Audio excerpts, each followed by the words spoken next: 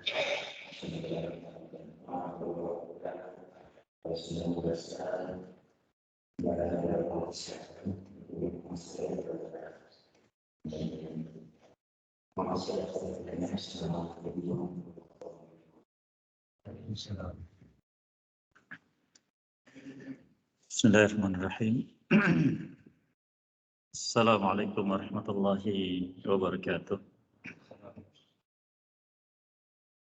Innal hamdalillah nahmaduhu wa nasta'inuhu wa nastaghfiruh wa na'udzu billahi min shururi anfusina wa min sayyiati a'malina man yahdihillahu fala mudilla lahu wa man yudlil fala hadiya lahu. Wa asyhadu an la ilaha illallah wahdahu la syarika lahu wa asyhadu anna Muhammadan abduhu wa rasuluhu sallallahu alaihi wa ala alihi wa ashabihi wa man tabi'ahum bi ihsanin ila yaumiddin wa sallama tasliman katsiran amma ba'd. Hadirin jamaah salat maghrib yang berbahagia, rahimani wa iyyakum. Alhamdulillah, pada kesempatan malam yang berbahagia ini kita kembali mendapatkan kemudahan dari Allah Subhanahu wa taala untuk bisa duduk kembali di majlis yang mulia ini. Semoga Allah senantiasa memudahkan kita jalan-jalan ketaatan untuk bisa mendapatkan ridhonya dan ampunan dosa kita selama ini. Kita masih bersama faedah ilmu dari kitab Al-Wadih yang ditulis oleh Fadilatul Syekh Dr. Muhammad bin Badi' Musa Hafizahullah Ta'ala. Masuki pembahasan yang berikutnya, yaitu tentang babul haid wan nifas. Bab tentang haid dan nifas. Bab ini, walaupun memang khusus dialami oleh kaum wanita, namun kita kaum pria pun wajib untuk mengetahui. Mengapa demikian? Karena kaum laki-laki dia mendapatkan tugas khusus dari Allah Subhanahu wa taala untuk menjaga siapapun dari orang terdekat dengannya, apakah istri atau anak atau siapapun, lebih khusus lagi orang tua, itu ibu, agar dijaga dari ancaman azab Allah Subhanahu wa taala. Seperti yang firmankan di surat At-Tahrim, ya ayyuhalladzina amanu qu anfusakum wa ahlikum nara. Wahai orang beriman, jaga diri kalian dan keluarga kalian dari api neraka. Itu jangan sampai mereka terperosok melakukan perbuatan-perbuatan yang menyebabkan azab. Dan sebab azab ada 4. Sebab azab ada 4. Yang pertama, sebab yang wajib dan kekal. Sebab azab yang wajib dan kekal, yaitu kekufuran. Kekufuran mencakup kesyirikan dan kemunafikan. Yang kedua, sebab yang wajib dan waktunya lama. Walaupun nanti akan keluar darinya dengan izin Allah karena iman yang ada pada hamba, yaitu penyimpangan pemahaman dalam agama yang disebut dengan bid'ah. Yang ketiga, sebab azab yang Allah kaitkan dengan kehendaknya. Maknanya apabila Allah menghendaki, Allah mengazabnya. Bila Allah menghendaki, Allah mengampuninya. Yaitu seluruh dosa besar. Dan yang keempat adalah sebab azab karena menyepelekan dosa kecil. Dosa kecil apabila disepelekan maka menjadi sebab azab. Sehingga para ulama mengatakan la saghirata ma'al israr wala kabirata ma'at taubah. Tidak ada dosa kecil bila dilakukan terus-menerus, dan tidak ada dosa besar bila diikuti dengan taubat. Terkait dengan masalah haid dan nifas ini, ada beberapa penyimpangan yang terjadi yang nanti akan kita sebutkan insyaallah ta'ala. karena kita belum mengetahui. Namun sebagaimana biasa, karena kita membahas masalah ilmu, bukan sekedar tahu hukumnya, maka pembahasan kita diawali dengan memahami apa yang maksud dengan haid dan nifas. Lalu mengapa dibahas dalam ilmu? Tentunya kan ada wahyu menyebutkan hal tersebut. Dan yang ketiga, faedah apa saja kita mengetahui tentang haid dan nifas.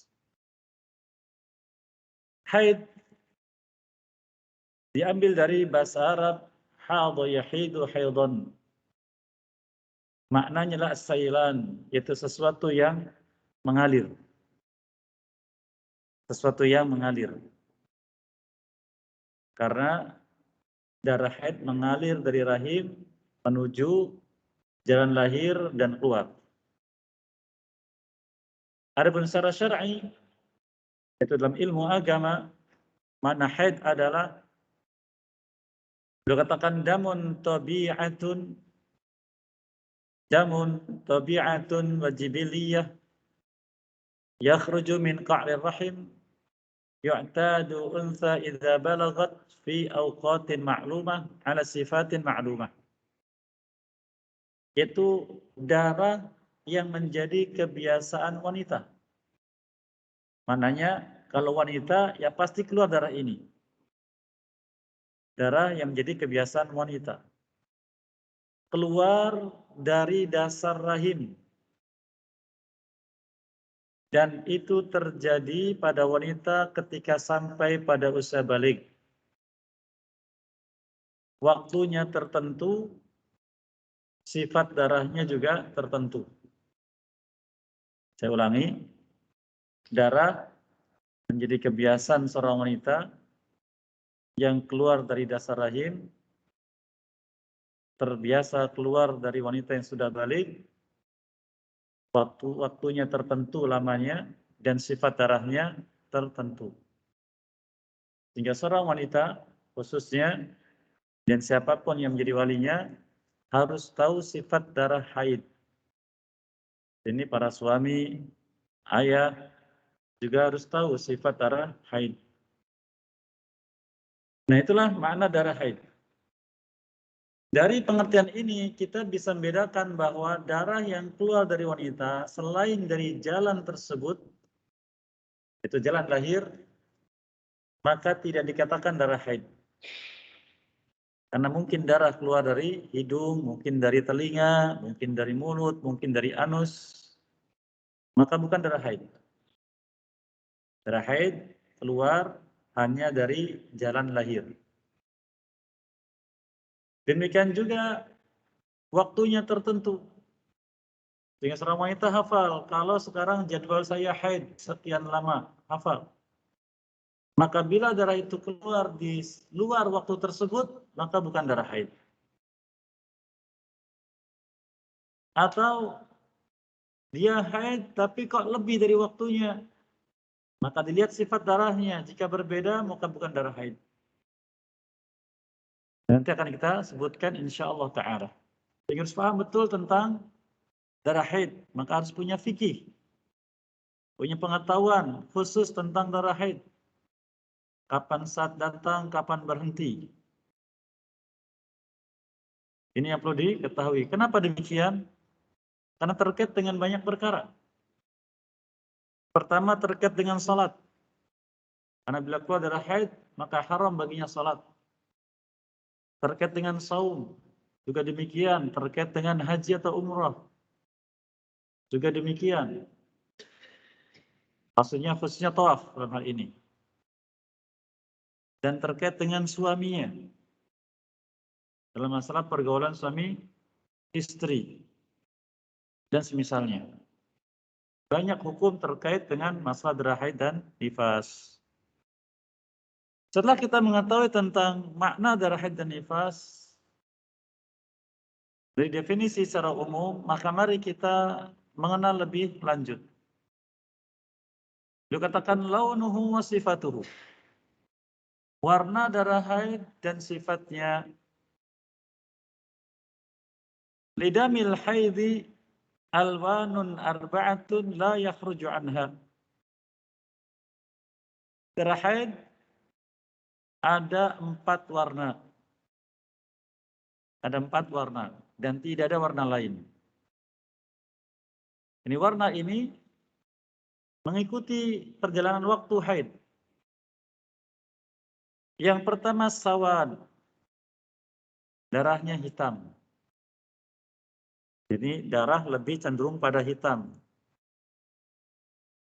Dari mana tahu? Dari Nabi SAW. Dia sabdakan kepada seorang sahabat wanita Fatimah binti Abi Hubeish, di mana beliau ini mengalami istihadah. Jadi Fatimah binti Abi Hubeish radhiyallahu anha, beliau mengeluarkan darah dari jalan lahirnya bertahun-tahun. Jadi sepanjang hari keluar darah. Sehingga bingung, kapan saya salat, kapan saya tidak salat. Maka bertanya kepada Nabi Shallallahu Alaihi Wasallam. Beliau katakan, "Idza kana damul haidi fa innahu aswadu yu'raf." Bahwa darah haid itu warnanya hitam dan dikenal oleh wanita. Jika keluar darah itu, famsiki 'anis shalah, maka tahan diri dari salat.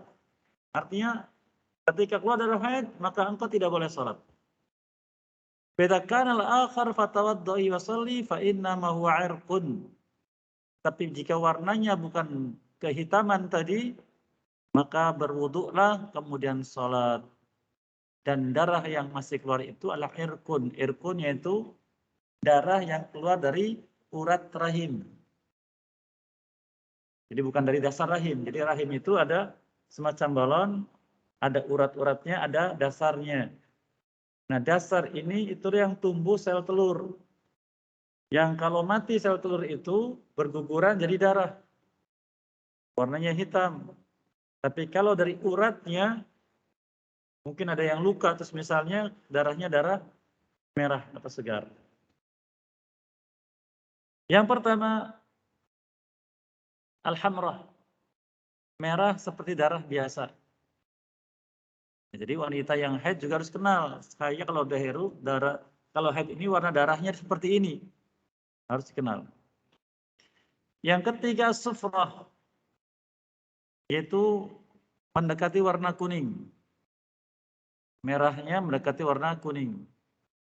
Wa yamma'un tarahul mar'ah kas-sadid ya'luhu isfirar. Itu air yang dilihat oleh wanita, ya, jadi semacam nanah bercampur antara warna kuning dengan warna darah. Yang keempat, al-qudrah. Ya, al-qudrah ini warna hitam bercampur putih. Jadi merahnya agak coklat. Ya. Hal ini sebagaimana disebutkan oleh Aisyah radhiyallahu anha, kana nisa'u yab'atsna ila Aisyah ummul mu'minin bidirjah fiha al-kursuf fi sufra min damil haid yas'alnaha 'anis shalah fataqulu lahunna la ta'jalna hatta tarayna al-qassata al-bayda turidu bidzalika at-tuhr min al-haidah. Sebagian wanita datang kepada Ummul Mukminin Aisyah radhiyallahu anha menanyakan tentang apa yang terjadi pada mereka ketika itu beliau ada di satu tempat, ya, yang disebut dengan dirjah. Beliau membawa, atau juga dirjah ini bisa disebutkan juga sebuah wadah, sambil dibawa di sana yaitu segumpal kapas yang sudah dioleskan ke darah haid, di mana warnanya agak kecoklatan. Maka kata Ummul Mukminin kepada mereka, jangan terburu-buru untuk sholat kalau sudah melihat darah tersebut. Sampai kalian lihat al-qussatul bayda, Al-qassat al-bayda yaitu warna lendir yang ada keputihannya seperti kapas. Kalau sudah melihat itu, maka berarti suci. Jadi sucinya wanita itu bisa melihat lendir tadi, atau kering, tidak melihat lendir sama sekali. Ini berarti suci. Oleh karenanya, dalam hadis Ummu Atiyah radhiyallahu anha, beliau katakan, kunna la na'uddu sufrata wal qudrata ba'da tuhri syai'an. Bahwa apabila kami melihat warna darah agak kuning atau agak coklat yang keluar dari jalan rahim, setelah sampai pada masa suci, kami tidak menganggapnya itu darah haid. Jadi ulama mengatakan waktu lamanya haid itu minimal sehari semalam. Kita akan sebutkan insya Allah. Dan maksimal 14 hari. Dan umumnya wanita haid antara 5 hari sampai 8 hari. Dan lebih sering lagi antara 6 sampai 7 hari. Maka apabila seorang wanita terbiasa haid 6 hari misalkan, di hari ke-7 atau hari ke-8 melihat warna tadi, agak kuning atau agak coklat, dari jalan lahirnya, setelah dipastikan kebiasaan haidnya 6 hari atau 7 hari, maka berarti darah itu tidak dianggap darah haid.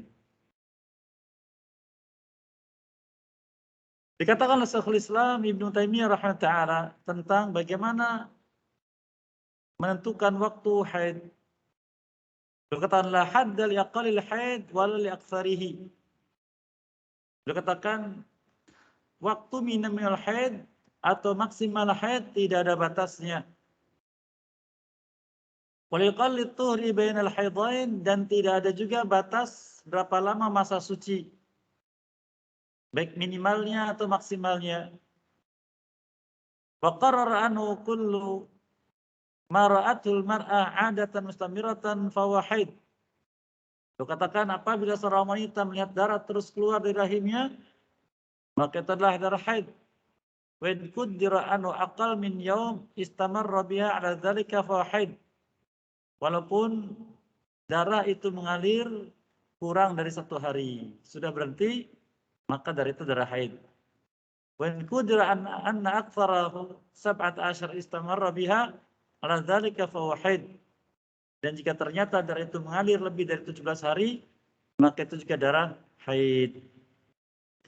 Namun umumnya ulama mengatakan bahwa lamanya haid 14 hari. Umumnya ulama fikih.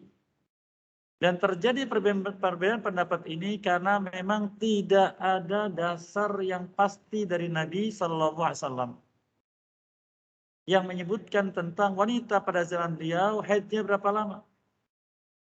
Karena memang beraneka ragam. Dan yang sering terjadi adalah seperti yang disebutkan para ulama tadi. Yaitu maksimalnya adalah 14 hari. Jadi kalau 14 hari haid, maka setengah bulan laginya adalah masa suci. Kemudian, apabila terjadi kasus,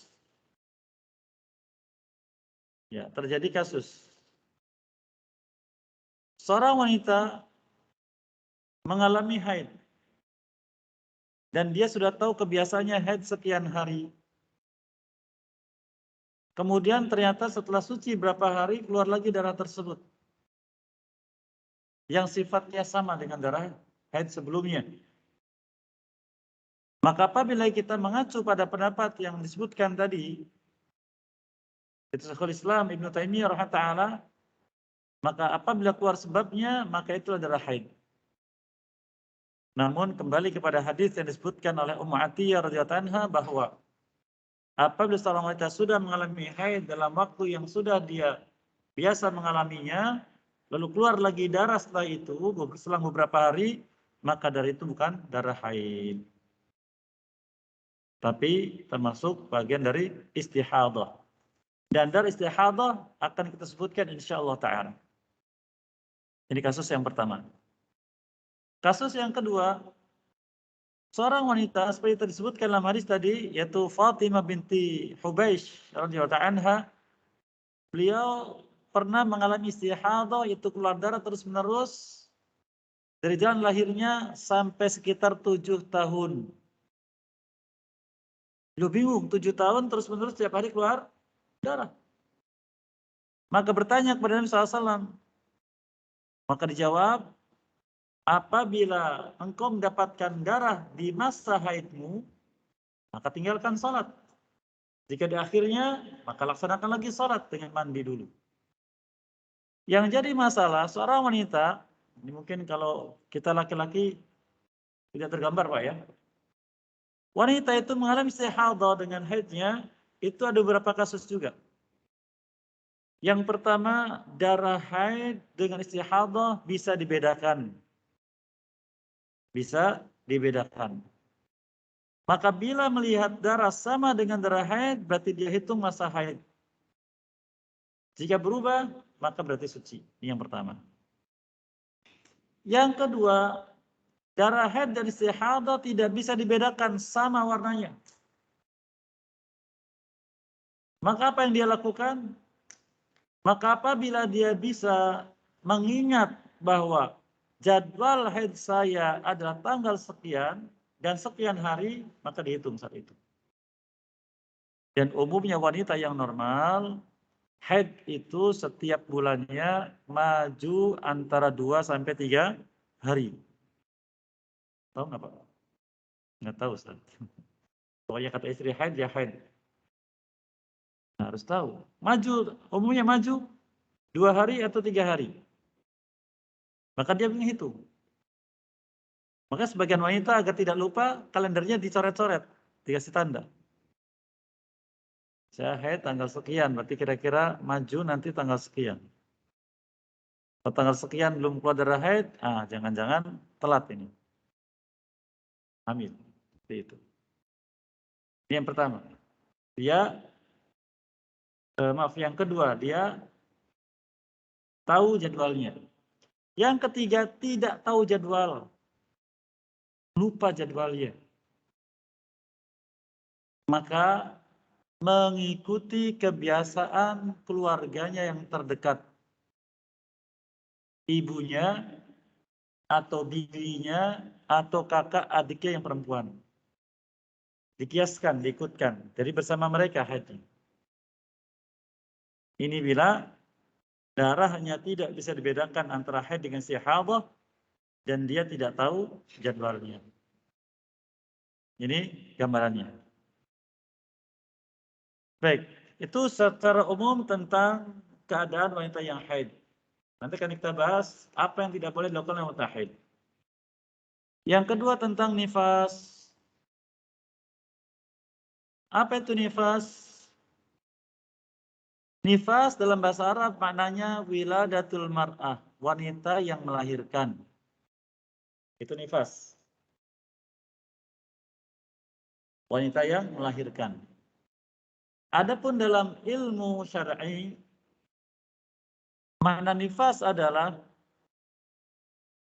damun yurkhihi rahim bisababil wiladah imma ma'aha au qablaha biyawm au yawmain au thalathah au ba'daha illa muddah ma'lumah. Darah haid yaitu darah yang keluar dari rahim disebabkan karena keluarnya janin. Baik keluar bersamaan atau sebelumnya sudah keluar sehari atau 2 hari atau 3 hari. Ulama beda pendapat. Tapi umumnya mengatakan ini. Artinya kalau seorang wanita dia hamil, sudah jadwal lahirnya. Sepekan sebelumnya sudah keluar darah. Apakah ini nifas atau bukan? Umumnya mengatakan bukan. Karena kembali tidak ada batas khusus. Tapi yang sering terjadi adalah apakah sehari atau 2 hari atau 3 hari sebelumnya. Namun kata sebagian ulama, hal itu dikembalikan kepada ahli. Ahli mana? Ahli kandungan. Bukan ahli agama, bukan. Jadi urusan agama pun terkait dengan ahli dunia di bidangnya. Yang firmankan surat An-Nahl, fas'alu ahla dzikri in kuntum la ta'lamun. Bertanyalah kalian kepada ahli zikir jika kalian tidak mengetahui. Maka apabila seorang wanita hamil, dia sudah mendekati waktu lahirnya, lalu keluar darah, tapi dari jadwal masih sepekan lagi, maka orang alim wajib bertanya kepada ahli kandungan. Kalau jawabnya, oh iya ini dia sudah masuk pembukaan. Pembukaan itu sudah menghadapi lahir. Kalau katanya, oh masih jauh, belum masuk pembukaan, berarti dia bukan bagian dari nifas. Nah, ini tentang darah nifas. Darah yang keluar dari jalan lahir sebabnya adalah lahiran. Dan bisa sehari, 2 hari, atau 3 hari keluar sebelumnya. Adapun batas maksimal, maka ulama berbeda pendapat tentang hal tersebut. Maka beliau katakan di sini, wala haddal yaqallin nifas. Batas minimal nifas tidak ada batas. Mungkin seminggu sudah bersih, mungkin 2 minggu, mungkin 3 minggu, atau lebih dari itu. Patokannya adalah berhentinya darah. Berhentinya darah. Wa amma aktsaruhu farba'una yauman. Maka maksimalnya, kebanyakan ulama mengatakan 40 hari. Ini berdasarkan hadis Ummu Salamah radhiyallahu taala anha, Ummul Mukminin. Dia katakan kanatin fasa tajlisu ala ahdi Rasulullah SAW arba'ina yauman. Wanita-wanita yang nifas, mereka duduk artinya di rumah saja, tidak pergi ke masjid, tidak melaksanakan sholat. Pada zaman Nabi SAW selama 40 hari. Hadis macam ini namanya hadis mauquf. Hadis mauquf yaitu ucapan sahabat. Dan ucapan sahabat tidak bisa jadi dalil dalam masalah hukum. Sedikit gambaran Pak Ibu ya. Karena hadis itu ada 3. Ada hadis marfu', ada hadis mauquf, ada hadis maqtu'. Hadis maqtu' yaitu ucapan tabi'in. Ini tidak bisa jadi dasar hukum, termasuk juga mauquf. Yang bisa jadi dalil hanya hadis marfu'. Al marfu' dari siapa? Dari Nabi sallallahu alaihi wasallam. Namun hadis ini walaupun mauquf, apa itu mauquf tadi? Ucapan sahabat. Ada kalimat atau kata-kata ala ahdi Rasulullah sallallahu alaihi wasallam. Pada zaman Nabi, maka kata-kata inilah yang menjadikan hukumnya marfu', yaitu sampai pada Nabi SAW. Sehingga bisa dijadikan sebagai hukum. Sebagai dasar hukum. Ini sedikit gambaran bagaimana menilai suatu hadis bisa jadi dasar hukum. Sehingga beliau katakan fa in ratid dam ba'dal arba'in fala tada'is salah. Sehingga wanita apabila melihat darah, wanita yang nifas maksudnya, melihat darah setelah 40 hari, maka darah itu dikategorikan bukan darah nifas, tapi darah istihadah. Darah istihadah. Wa yusbihu hukmuha hukmul mustahadah, maka hukumnya hukum orang yang istihadah. Ini gambarannya. Nah, tentang dari istihadah sendiri akan kita sebutkan insya Allah di pembahasannya. Masih bab ini. Baik, sebelum kita masuk tentang apa yang tidak boleh dilakukan oleh wanita yang haid dan nifas, kita masuk dulu, kita lewat pembahasan ini, masuk ke istihadahnya. 3 jenis darah jadi.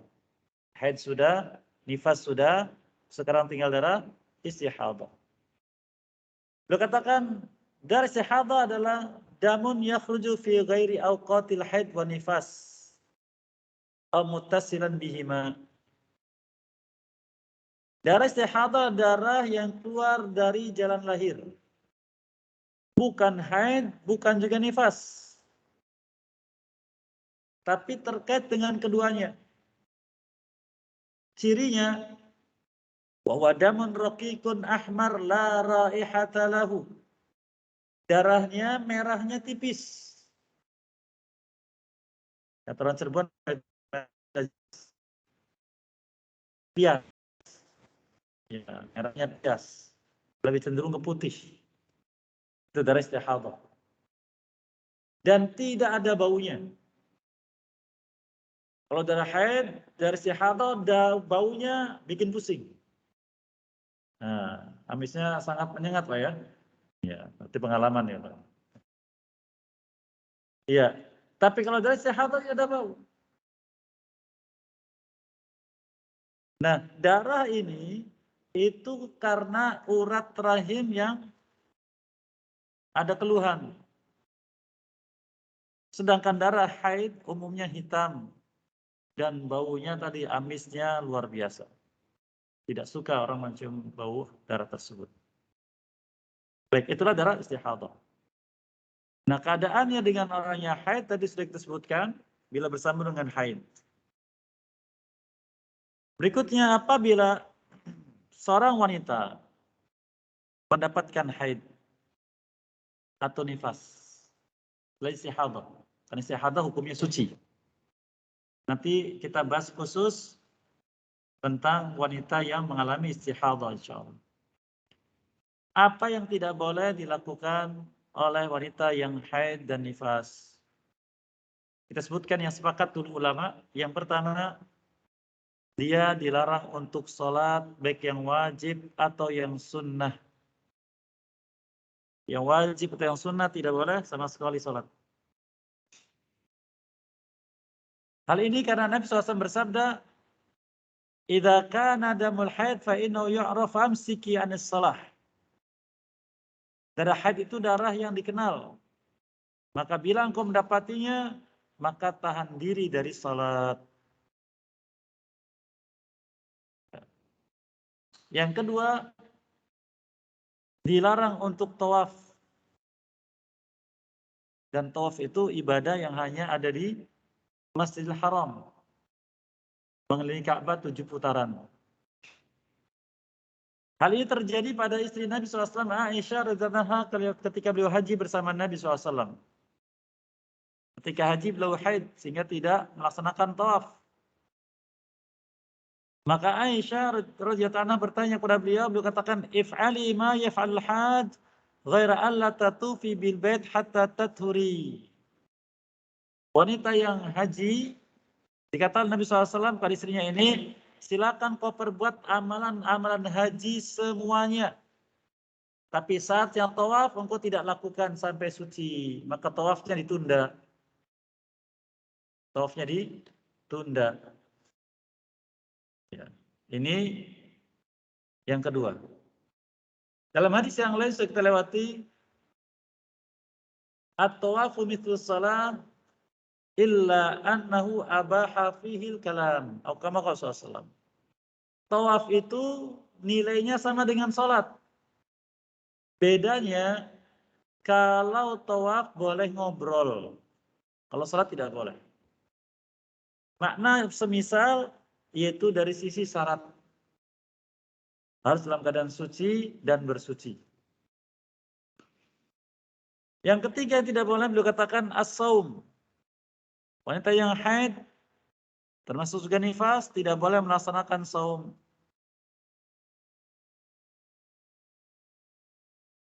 Hal ini seperti yang ditanyakan oleh seorang tabi'in wanita yang bernama Mu'adzah rahimahullah bertanya kepada Ummul Mukminin Aisyah radhiyallahu anha mengatakan, "Ya Ummah, wahai ibu, kenapa kita ini wanita ketika haid mengqadha saum tapi tidak mengqadha salat. Apa kata beliau? Aharuriyatin anti? Apakah engkau seorang haruriyah? Haruriyah itu orang seorang khawarij yang keras dalam beragama. Hadis ini kata sebagian ulama menjelaskan bahwa wanita ini bertanya kepada Aisyah radhiyallahu anha, kenapa saum suruh qada, salat tidak? Menunjukkan bahwa salat dan saum ditinggalkan ketika anda haid. Berapa jawab Aisyah radhiyallahu anha? Hakadha kunna fi ahdi Rasulillah SAW. Demikianlah kami melakukannya pada zaman Nabi Sallallahu Alaihi Wasallam. Jadi wanita ketika haid, dia tidak salat dan tidak saum. Yang keempat, al-wat'u fil faraj. Tidak boleh bergaul suami istri. Ya, ayatnya jelas di surat Al-Baqarah ayat 222 sudah kita lewati. Wa yas'alunaka 'anil mahid qul huwa adhan fa'tazilun nisaa fil mahid wa la taqrabuhunna hatta yathhurn fa idza tataharna fa'tuhunna min haitsu amarakumullah. Innallaha yuhibbut tawwabin wa yuhibbul mutatahhirin. Mereka bertanya kepada Muhammad SAW tentang haid. Ada apa wanita haid ini? Maka beliau disuruh oleh Allah menjawabnya, katakan kepada mereka bahwa darah haid, darah adza, darah penyakit dan menimbulkan penyakit. Maka jauhi wanita ketika mereka haid. Itu jangan digauli. Ya. Dan jangan mereka digauli sampai mereka suci. Maka apabila mereka sudah bersuci, yaitu sudah mandi, silakan kalian datangi mereka dari manapun kalian diperintahkan oleh Allah. Sesungguhnya Allah mencintai orang bertobat dan orang-orang yang menjaga kesucian. Tidak boleh bergaul. Ustadz, kalau tidak bergaul sekian lama, Ustadz, maksud tidak boleh bergaul itu, dijelaskan Nabi SAW, beliau katakan, isna'u kulla syai'in illa nikah. Silakan suami istri bergaul sesukanya seperti biasa. Walaupun istrinya sedang haid. Illa nikah, kecuali nikah. Nikah itu kata ulama, iltiqa'ul khitanain. Bertemunya dua khitan. Bahasa halusnya mengatakan, yaitu masukkan timba ke dalam sumur. Paham Bapak Ibu ya? Paham gak nih? Di sini ada anak-anak soalnya. Iya. Jadi jangan sampai masukkan timbanya ke dalam sumur, tidak boleh. Ya. Oleh karena ketika Ummul Mukminin Aisyah radhiyallahu anha haid, Nabi SAW mengajaknya, memerintahkan Aisyah radhiyallahu anha untuk tata'azzar, untuk menutup bagian khususnya itu dengan sarung. Bergaul biasa, ditutup bagian intinya itu. Jadi jangan menghalangi. Ustadz, bagaimana kalau kejadian Ustadz timbanya masuk ke dalam sumur? Apa kata Nabi SAW? Yatasaddaq bidinar atau nisfa dinar. Bersedekah dengan 1 dinar atau setengah dinar. Ini kafarah namanya, denda. Jadi kalau seorang suami menggauli istrinya saat dalam keadaan haid dan masukkan timbanya ke dalam sumurnya, maka dia wajib sedekah 1 dinar. Tidak ada, boleh setengah dinar. Ustadz, 1 dinar itu berapa Ustadz? 1 dinar itu kalau kita hitung dengan emas sekarang, itu sama dengan 4,25 gram. Berarti setengah dinarnya 2,1 gram. 1 gramnya berapa sekarang? 1 juta? Waduh, 4 juta Pak ya. Nah, murah-murahnya 2 juta. Makanya sabar. Ya. Baik. Ini yang tidak boleh dilakukan oleh wanita yang haid. Yang wajib dan ulama sepakat. Adapun selain itu, maka ulama beda pendapat. Yang pertama, duduknya wanita haid dan nifas di masjid untuk mendengar pengajian. Ada yang mengatakan tidak boleh, ada yang mengatakan boleh. Yang mengatakan tidak boleh berdalil pada masjid tempat untuk sholat. Dan dalilnya illa abir sabil, kecuali lewat saja. Yang mengatakan boleh, tidak ada dalil khusus. Yang pertama. Yang kedua, selama dia menjamin darah haidnya tidak menajisi masjid, menetes di masjid, maka tidak mengapa. Dan ini yang kuat insya Allah. Yang kedua, membaca Quran. Ulama beda pendapat tentang wanita haid membaca Quran. Yang mengatakan tidak boleh mengkiaskan wanita haid dengan orang yang junub. Junub karena keluar air mani. Maka dibantah. Karena tidak ada dalil khusus juga. Seandainya wanita haid tidak boleh baca Quran, maka berapa lama mereka haid? Sedangkan orang yang junub itu sekarang junub, lalu mau suci sekarang bisa. Karena Allah berikan urusannya pada dia. Tapi wanita haid tidak, urusannya Allah yang pegang. Jadi kalau saya mau suci sekarang, tidak bisa, darahnya masih ada. Menunggu sampai suci. Bagaimana kalau 14 hari tidak baca Quran? Mungkin lupa tidak? Mungkin. Sehingga dibolehkan. Yang ketiga, menyentuh Quran. Menyentuh Quran. Umumnya ulama mengatakan tidak boleh. Di antara dalilnya surat Az-Zariyat mengatakan la yamassu ilal mutahharun. Tidak ada yang menyentuhnya kecuali mereka yang disucikan. Padahal ayat sedang bicara tentang Lauhul Mahfuz. Dan Lauhul Mahfuz di sisi Allah Azza wa Jalla. Maka mutahharun yaitu malaikat. Sehingga mereka katakan boleh.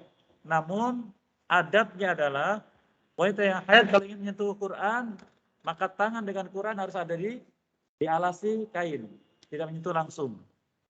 Demikian juga ketika baca Quran.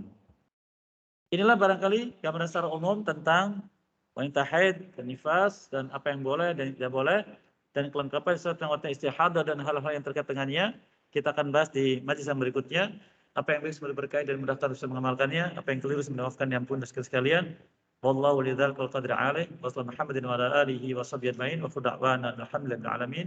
Subhanakallahumma wa bihamdika asyhadu an la ilaha illa anta astaghfiruka wa atubu ilaik. Assalamualaikum warahmatullahi wabarakatuh.